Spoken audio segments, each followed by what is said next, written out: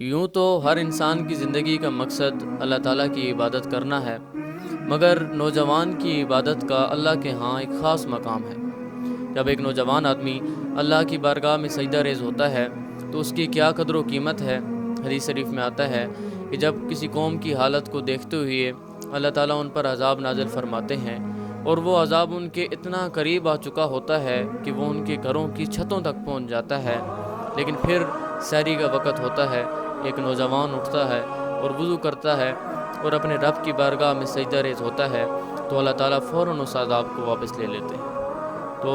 فرشتے اس وقت میں عرض کرتے ہیں کہ یا اللہ، ان لوگوں کے تو یہ حالات ہیں، تو پھر کیا وجہ بنی کہ آپ نے اس عذاب کو واپس لے لیا؟ تو اللہ تعالیٰ ارشاد فرماتے ہیں کہ فرشتوں، ان لوگوں کے حالات اپنی جگہ، مگر مجھے اس نوجوان کے اس سجدے سے حیا آتی ہے۔ اور نوجوانی ہو اور تقویٰ ہو، اس کی کئی مثالیں ہیں۔ نور الدین زنگی کا بیٹا اسماعیل، جو کہ حلب کا حکمران تھا، صرف 19 سال عمر تھی، اور جب موت کے منہ سے بچانے کے لیے اس کی بیماری کا آخری حل شراب کے چند گھونٹ تھے،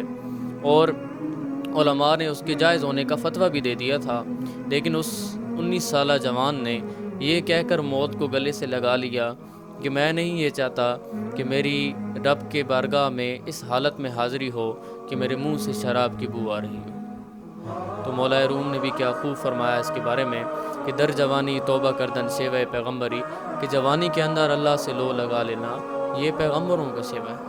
اور پھر اس کی خاص بات اور ایک خاص فائدہ یہ بھی ہے کہ جب جوان آدمی توبہ کرتا ہے تو اس کی توبہ صرف اس تک محدود نہیں رہتی، بلکہ اس کا فائدہ یہ ہوتا ہے کہ اللہ تعالیٰ اسے اس کے ذریعے سے کئی لوگوں کو ہدایت دیتے ہیں۔ تو اللہ تعالیٰ سے دعا ہے کہ اللہ تعالیٰ ہمیں بھی اپنی جوانی کی قدر کرنے کی توفیق عطا فرمائے، تاکہ ہم بھی قیامت کے دن اللہ کے عرش کے سائے کے نیچے کھڑے ہوں۔